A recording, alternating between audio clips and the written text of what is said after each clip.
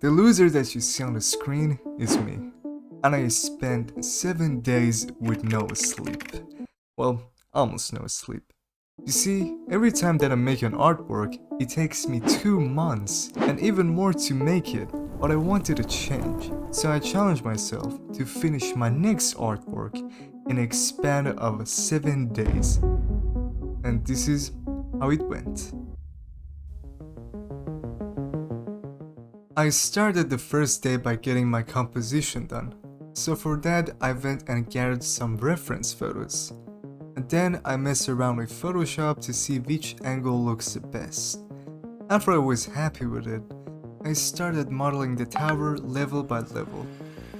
Blocking out is a helpful technique, but in this scenario in particular, it isn't that efficient because the whole thing is mostly just extruding vertices.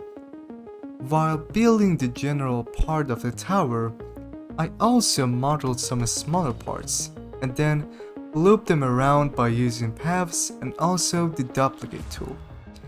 Modeling was going as expected, and I was really happy with the speed of my progress, till I hit a problem. And it was a big one. This part that you're seeing on the screen is the evilest thing that I've ever modeled in my whole life. You might be like, oh, isn't that hard? You just do this and that and you add like a wireframe modifier and boom, you have it. But as you can see, it didn't really work out as you may expect. So I had to figure out the solution myself. And after a painful 2 days of failing over and over again, I finally managed to get it right. And it made me feel like the smartest person on the whole planet. Although it was still not perfect, there was no time for doing it again, because I had so many other things to do. So I called it a day.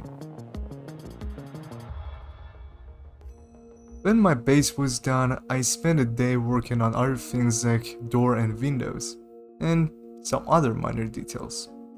The next day, I went and unwrapped everything that I wanted to texture, then opened Substance Painter and I started texturing each part one by one. I tried to take my time on this part because it's when things could really shine. So I've put my favorite playlist on and I started reaching heaven. Just for Substance to nearly crash on me every time that I want to save the fuck. Anyways. After the texturing process, I was slowly preparing myself for rendering, but I had a problem.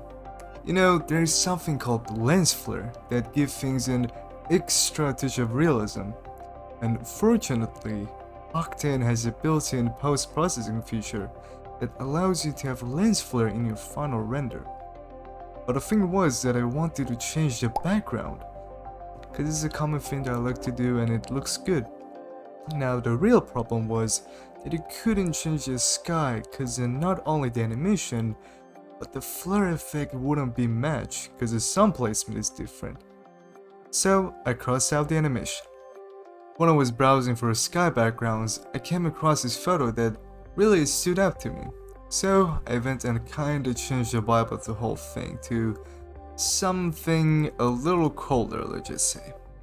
After that, I composited my render in Photoshop and After Effects. First in Photoshop, I added a color grade that made the textures pop out. Then, added some grain to match the grain in the background. When I was finished with Photoshop, I imported it into After Effects. I made sure to select Z-depth in the layer passes and then use that information to generate a little of atmospheric fog.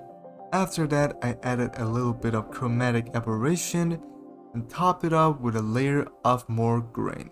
And our render is finished. Thanks for watching. See ya.